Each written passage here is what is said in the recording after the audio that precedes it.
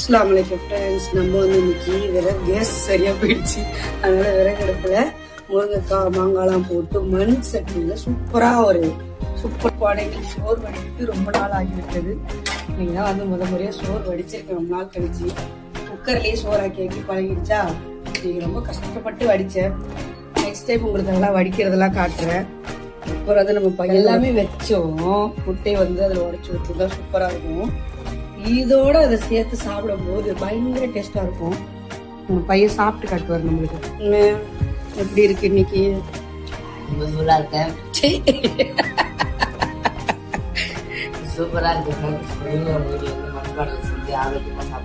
மண்பானையில இல்ல மண் சட்டி. உண்மையா நல்லா இருக்கா சொல்லு. சூப்பரா தான் இருக்கு. கொஞ்சம் அஸ்ஸலாமு அலைக்கும்.